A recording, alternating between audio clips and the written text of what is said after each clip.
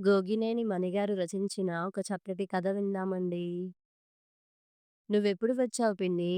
అప్పుడే బయట నుంచి వచ్చిన స్వర్ణ హాల్లో కూర్చున్న కామేశ్వరిని ఆనందంగా పలకరించింది.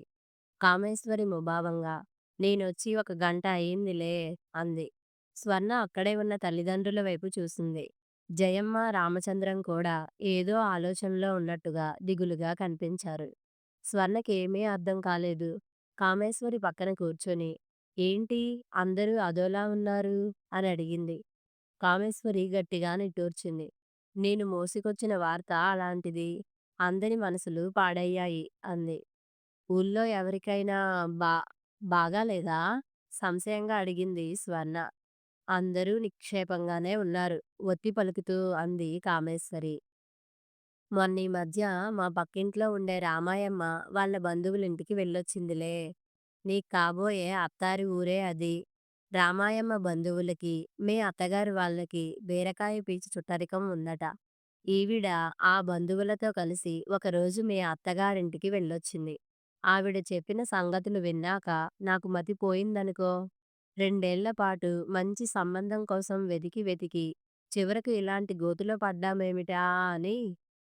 స్వర్ణ కొంచెం ఆశ్చర్యంగా, నాన్న వాకబు చేస్తే కుమార్ గురించి, వాళ్ళ కుటుంబం గురించి అందరూ చాలా మంచిగా చెప్పారు కదా అంది.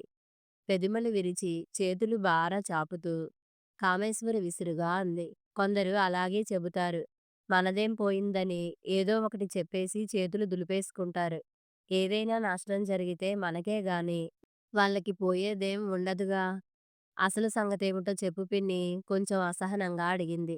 అయ్యో చెప్పకుండా ఎలా ఉంటానే, నేను పనిగట్టుకొని వచ్చిందందుకేగా అంటూ మెటికలు విరుచుకుంది. మనకేదైనా పిండి వంట తినాలనిపిస్తే వండుకోవటానికి బద్ధకిస్తాం గాని నూనె పిండి అయిపోతాయేమోనని అలాంటి చిన్న ఖర్చుల గురించి ఆలోచించం కదా. కానీ మీ అత్తగారింట్లో మాత్రం అలా ఆలోచిస్తారు. అంత పిసినారులన్నమాట. నెలకి సరిపడ తెచ్చుకున్న సరుకుల్లో ఏ కారణం వల్లైనా ఏదైనా అయిపోతే అలాగే సర్దుకోవాలి గాని మధ్యలో మళ్ళీ తెప్పించకూడదని వాళ్ళ ఇంట్లో ఓ రూలుందట. అది పెట్టిందెవరు? పెద్దవాళ్ళనుకునేవ్ కాదు. పెళ్ళికొడుకు కుమార్ చెల్లెలు. పేరేదో అన్నారు. అంజునో మంజునో. సంజన అంటూ అందించి, "నీకీ కబుర్లన్నీ ఎవరు చెప్పారు పిన్నీ?" అడిగింది స్వర్ణ. ఇంకెవరో కాదు, మీ అత్తగారే స్వయంగా చెప్పిన మాటలివి. రామాయమ్మ వాళ్ళు వెళ్ళినప్పుడు ఆవిడ అందరికీ పకోడీల ప్లేట్లు అందిస్తూ, "నూనె అయిపోతుందని మా అమ్మాయి ఇలాంటి టిఫిన్‌లు చెయ్యనివ్వదు. ఈ రోజుకి పర్మిషన్ ఇచ్చింది. మీ పుణ్యాన మేము తింటున్నాం" అని సంబరపడిందట. ఇదే విడ్డూరమనుకుంటే ఇంకా గొప్ప సంగతేమిటంటే, ఆ పిల్లే ప్రతి నెలా అన్నగారి జీతమంతా తీసేసుకుని, అతని ఖర్చులకి తనకి తోచినంత ఇస్తుంది. ఆ నెల ఫ్రెండ్స్ ఎవరో వస్తున్నారని ఖర్చులకి కొంచెం ఎక్కువ ఇమ్మని కుమార్ అడుగుతోంటే ఆ పిల్ల ససేమిరా వీల్లేదంటోందట. అన్నా చెల్లెళ్ళిద్దరి మాటలు పక్క గది నుండి వీళ్ళ చెవిన పడ్డాయి గదా. ఇక దాచటం ఎందుకని కాబోలు మీ అత్తగారు అసలు సంగతిని చెప్పేసిందట. సంపాదిస్తున్నా గాని మా అబ్బాయికి చెల్లెలి పర్మిషన్ లేందే ఖర్చు పెట్టుకునే స్వతంత్రం లేదు అని. తన మాట ఎవరు వినకపోయినా అలిగి అన్నం తినకుండా సాధిస్తుందట మరి. చిన్నపిల్లని ముందు వీళ్ళే బాగా గారాబం చేసి ఉంటారు. ఇప్పుడేమో ఏకు మేకేనట్లు అందరి నెత్తికెక్కి పెత్తనం చలాయిస్తుందన్నమాట. ఒక్క నిమిషం ఆగి డైనింగ్ టేబుల్ దగ్గరకెళ్ళి మంచినీళ్లు తాగి వచ్చి కూర్చుని జయమ్మ వైపు చూస్తూ మళ్ళీ మొదలుపెట్టింది. "అక్కయ్య, నువ్విది చెప్పు. మన స్వర్ణ వాళ్ళింటికి వెళ్ళాక తనకంటే చిన్నదైన ఆ పిల్ల పెత్తనాన్ని సహించగలదా? లేనిపోని గొడవలు రావు?" జయమ్మ ఏం మాట్లాడాలో తెలియనట్లుగా మౌనంగా ఉండిపోయింది. స్వర్ణ కలగజేసుకుంటూ, వాళ్ళమ్మాయంటే వాళ్ళకి ముద్దు కాబట్టి వాళ్ళంతా తన మాట వింటారేమో గాని నేనెందుకు వింటాను? నాకేం అవసరం? అయినా తను మాత్రం ఆ ఇంట్లో ఎన్నాళ్ళుంటుంది? పెళ్ళయ్యాక వెళ్ళిపోతుందిగా అంది. అయ్యో! నే చెప్పబోయే అసలు సంగతి అదేనే తల్లీ. కామేశ్వరి చేతులు తిప్పుతూ విసురుగా అంది. ఎంత దూరంలోకి వెళ్ళొస్తుందనుకుంటున్నావ్? ఒక గంట ప్రయాణం అంతే. చక్కెర ఫ్యాక్టరీ గురవయ్య గారు లేరు? వాళ్ళబ్బాయికి, ఈ అమ్మాయికి పెళ్లి మాటలు జరుగుతున్నాయి. వాళ్ళే ముందుకు వచ్చారని మీ అత్తగారు వాళ్ళు చెప్పుకుంటున్నారు గాని, అసలు సంగతి పిల్లల మధ్య ప్రేమాయణం నడిచి ఉంటుందిలే. అందుకే ఇక తప్పనిసరి కాబట్టి వాళ్ళ తాహతుకి సరితూగేట్టు కాకపోయినా తమ శక్తి కొద్దీ కట్నకానుకలిస్తామని కబురు చేశారట.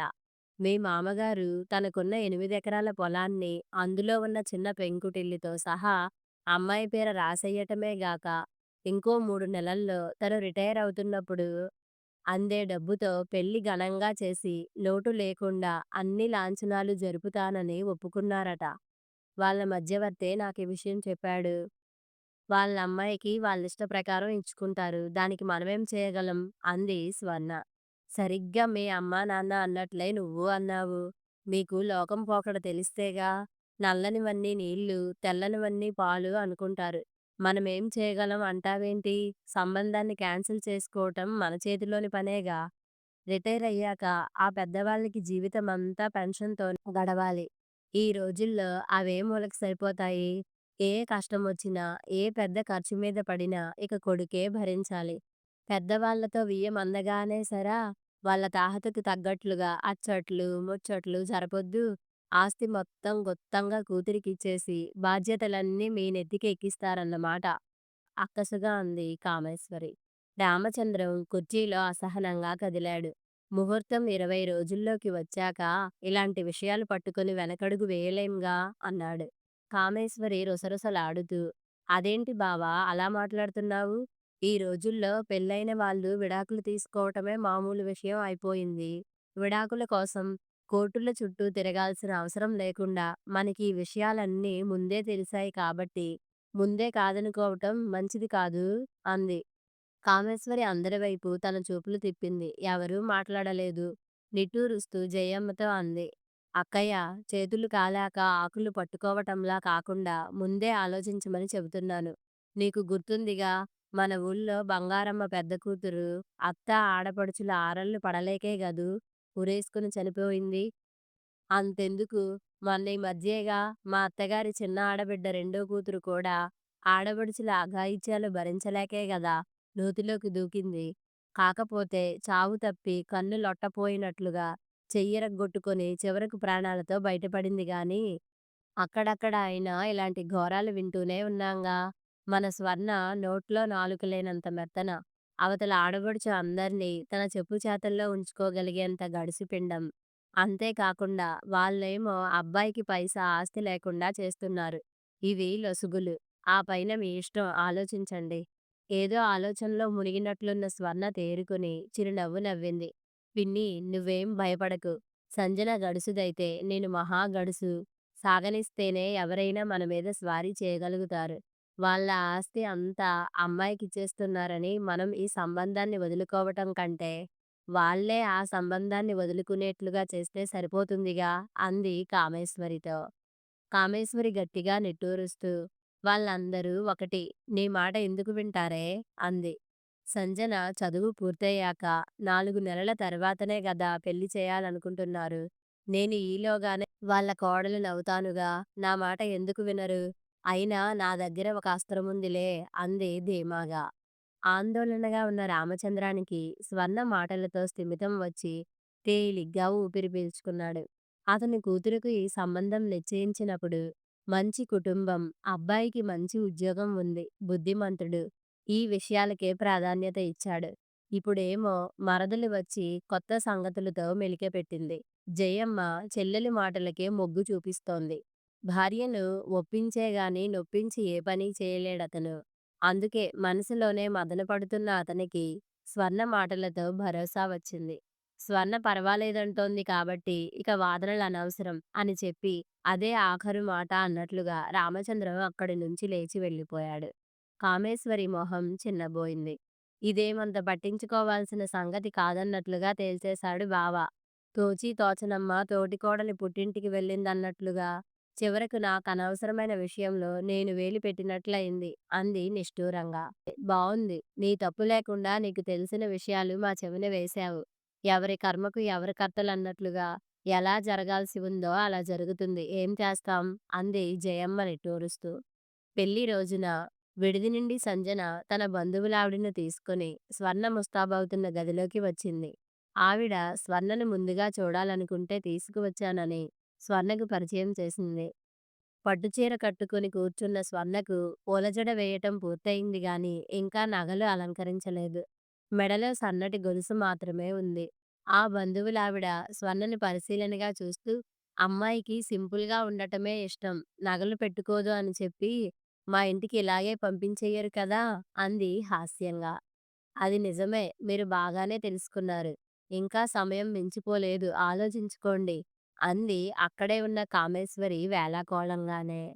సంజన స్వర్ణ వైపు ఇష్టంగా చూసి చిరునవ్వుతో మా వదినే బంగారం వేరే నగలెందుకు అంది. సంజనతో వచ్చిన బంధువులావిడ అదేమిటే నువ్వు వాళ్ళ వైపు మాట్లాడుతున్నావు, మనం మగపెళ్లి వారం వంకలు పెట్టాలి అది మన హక్కు అంది నవ్వుతూ. సంజన స్వర్ణ భుజం చుట్టూ చెయ్యి వేసి నిశ్చితార్థం రోజునే వదిన మా ఇంటి అమ్మాయి అయిపోయింది. తనని ఎవరు వేలెత్తి చూపినా నేను ఊరుకోను అంది. అమ్మో! నువ్వు నిజంగానే మీ వదిన మీద ఈగను కూడా వాలనిచ్చేట్టు లేవు అంటూ అందరూ సరదాగా నవ్వారు. సంజన వాళ్ళు వెళ్ళిన కాసేపటికి స్వర్ణను అలంకరిస్తున్న వాళ్ళు బయటకు వెళ్లారు.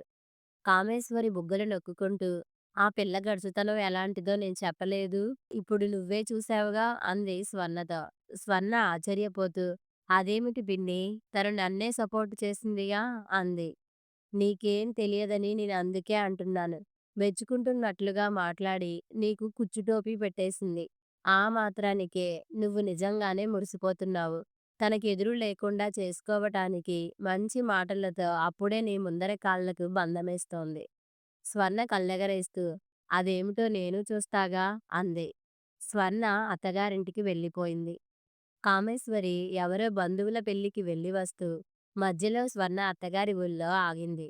అప్పుడు స్వర్ణ అత్తమామలు కూడా బంధువుల పెళ్ళికి వెళ్ళారు. కుమార్ ఆఫీస్కి, సంజన కాలేజీకి వెళ్ళగా స్వర్ణ ఒక్కతే ఇంట్లో ఉంది. పిన్నిని ఆనందంగా ఆహ్వానించింది. కాసేపయ్యాక కామేశ్వరి, "బాగా చిక్కినట్లున్నావే, మీ అత్తగారి వాళ్ళు నిన్ను కడుపు నిండా తిననివ్వటం లేదా ఏమిటి?" అంటూ ఆరా తీసింది. "నీకు చిక్కినట్లు కనిపిస్తున్నానా?" అంటూ స్వర్ణ నిట్టూర్చింది దిగులుగా మొహం పెట్టి. "ఈ మధ్యలో నేను 2 కేజీల బరువు పెరిగానని చెప్పి, ఇంకొక్క కేజీ అయినా పెరగటానికి వీల్లేదని సంజన నాకు వార్నింగ్ ఇచ్చి, రాత్రిపూట పుల్కాలే తినాలని ఆర్డరేసింది. అప్పుడేమో అనుకున్నా గాని పిన్నీ, నేను తన పెత్తనానికి తలవంచక తప్పలేదు" అంది. కామేశ్వరి కళ్ళు పెద్దవి చేసి చూసింది. "చూశావా చూశావా, నేను చెప్పిందెలా నిజమయిందో? ఎంచుతుంటే మంచమంతా కంతలే అన్నట్లుగా ఉంది ఈ సంబంధం అని నేనెంత మొత్తుకున్నా మీరెవరూ నా మాటల్ని లక్ష్యపెట్టలేదు.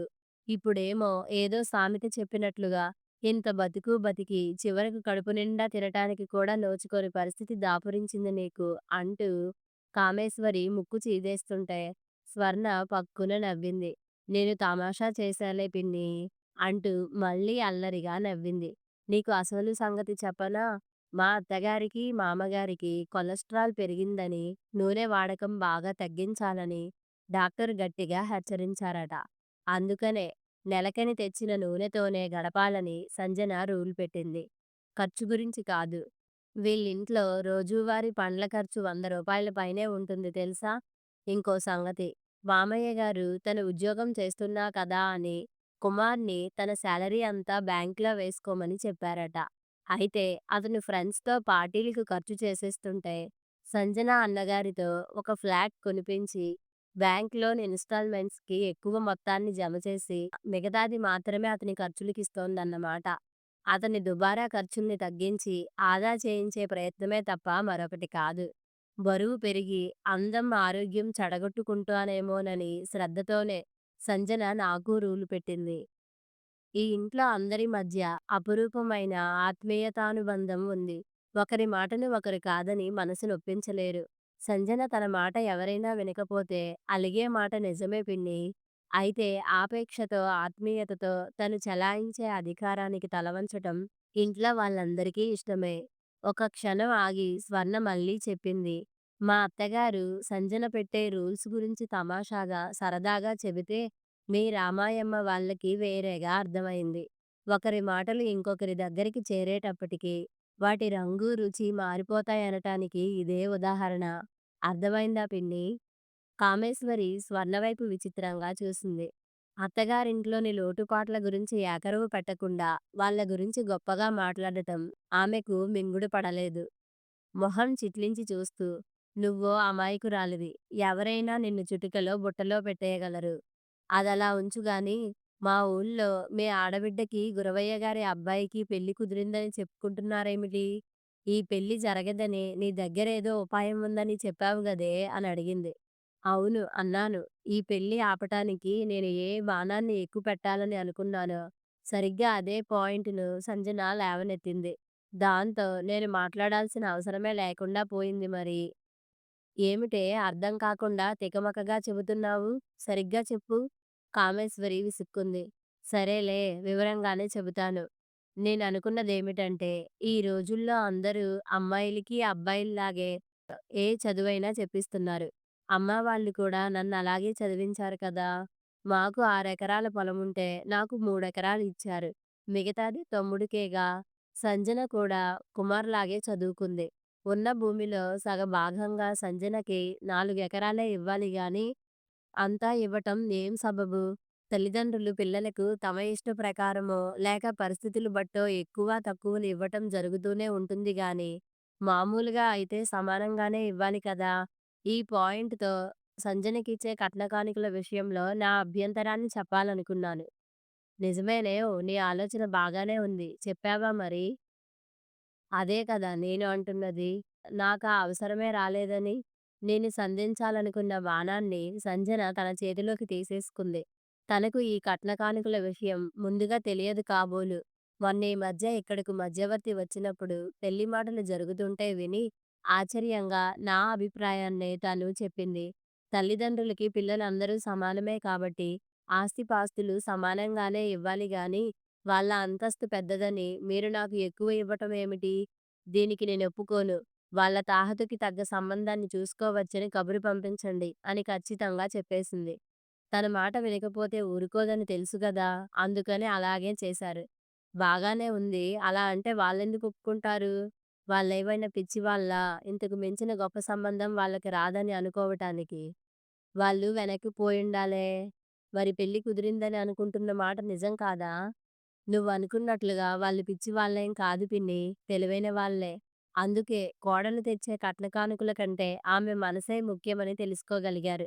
తనకంటే కూడా అందరి గురించి ఎక్కువగా ఆలోచించే మంచి మనసున్న అమ్మాయి మా కోడలు కావటమే మాకు గొప్ప అదృష్టం. కట్న కానుకల పట్టింపు లేదు అని చెప్పి సంబంధం ఖాయపరుచుకున్నారు. ఇది సంగతి. ఇప్పుడు అర్థమైందా? చిరునవ్వుతో అడిగింది స్వర్ణ. కామేశ్వరి చేదు మింగుతున్నట్లుగా మొహం పెట్టింది. అంతా తనకే ఇస్తానంటే వద్దనే వాళ్ళు కూడా ఉంటారా? ఆ పిల్ల మాటల్ని నమ్మకు. ఏదో మాయా మర్మం ఉండే ఉంటుంది. కనిపెట్టి చూస్తుండు.